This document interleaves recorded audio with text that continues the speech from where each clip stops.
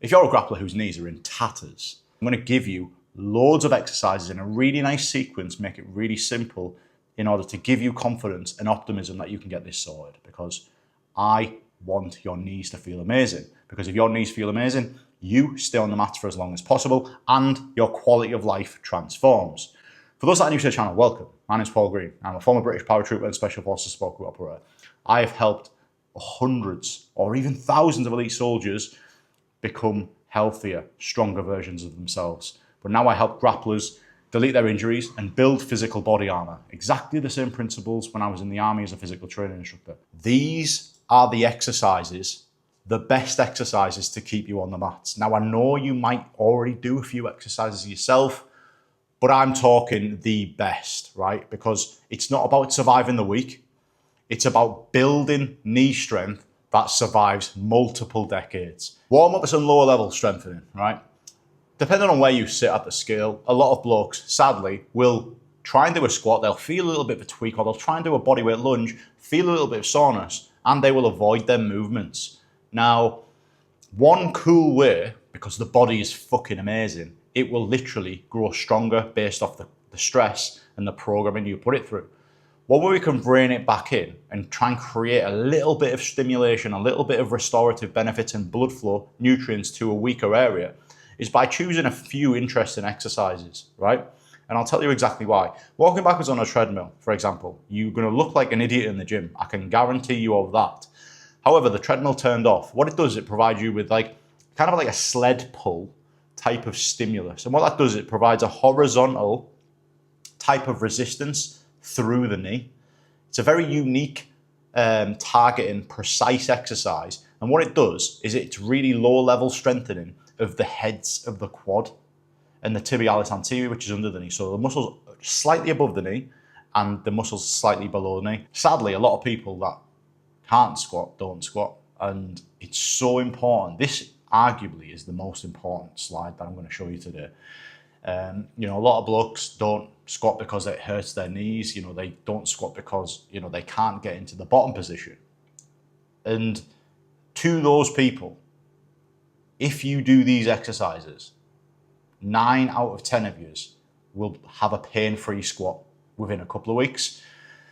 And it starts with chair sit holds, and you do that with tibialis anterior raises. But just remember what the goal is. The goal is to build strong knees that can cope with better, more increased demands in which you place on them with less of the adverse effects. Remember, these exercises have enough power and potency to make you pain-free, but the pain was never the problem.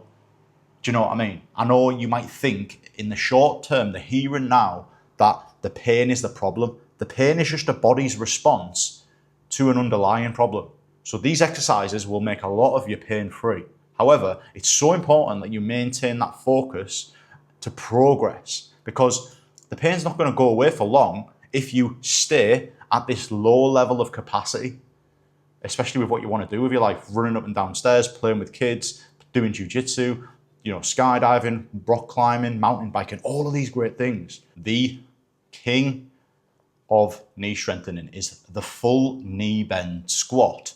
And most people can't do a full knee bend squat, and that's absolutely fine, because you just do a variation of a squat in which allows you to fully bend your knees. Because most of the reasons why we have knee pain as men is because we are avoiding full knee bends. Most of our day, if you think about it, when are you ever in a full knee bend squat? So you've got to ask your body, what is the reason that my knees would ever be strong if I'm never there, right? So the way you start this process off is with a heels elevated goblet squat. You can use a kettlebell or a dumbbell for this, and make sure you elevate your heels and make sure you start building some foundational strength in the end ranges at the bottom positions. And you're going to feel, your knees are going to feel great after a few sessions of this.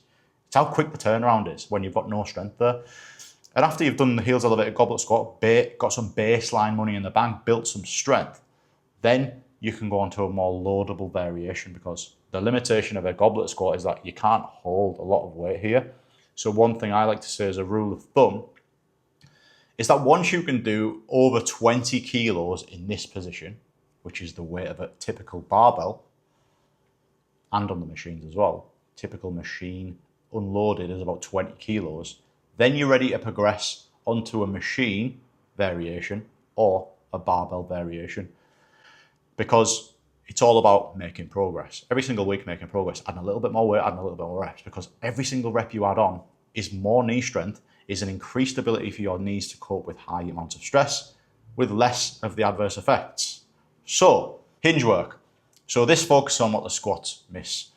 The hamstrings, the glutes, and a little bit of the lower back is what we don't really smash when we are doing our full knee bend squatting.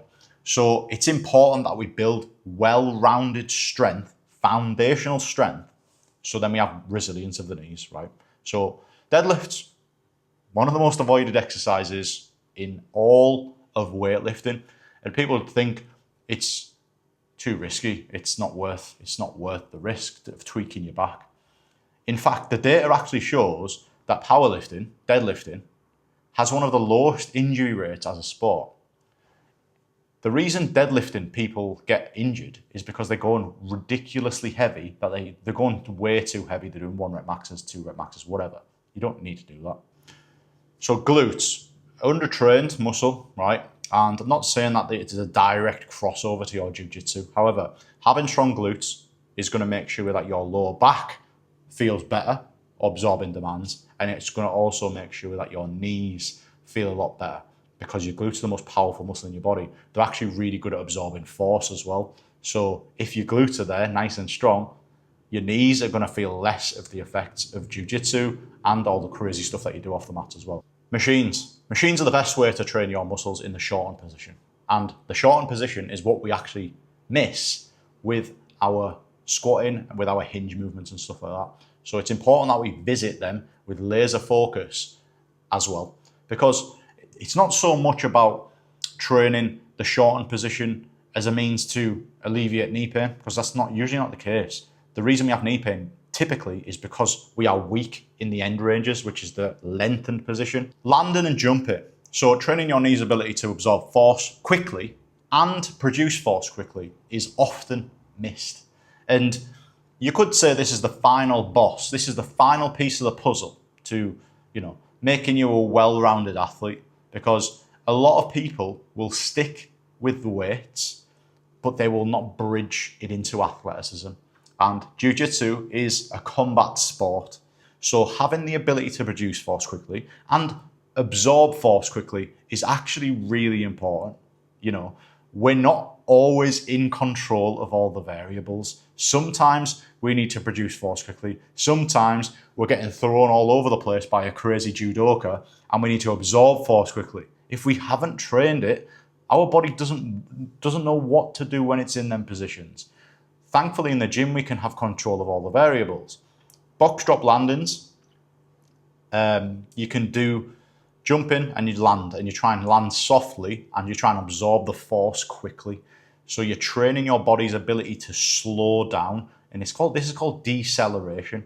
Typically, when we're lifting, when we're trying to develop our physical capabilities, we're all about acceleration, when in fact, deceleration is the one in which gets overlooked. So making sure we do this is so important. We've got jumps as well, and typically these two get overlooked most in older athletes. They look at these exercises and they will cringe at the thought of ever doing them, because again, they haven't done the foundation work. They haven't done the chair sit holds. They haven't done the walking backwards. They haven't done the goblet squats. They haven't done the hack squats. They haven't built themselves up to get here safely.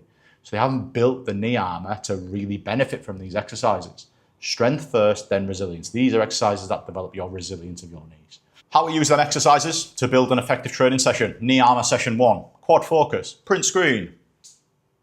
How to use them exercises to build another effective training session. Knee armor session 2, hamstring focus, print screen. Gentlemen, that is it from me. Hopefully you appreciate the video. Subscribe to the channel for more of this content, which is determined to get you lifting weights confidently with optimism to build your physical capabilities so that you can stay on the mats for decades.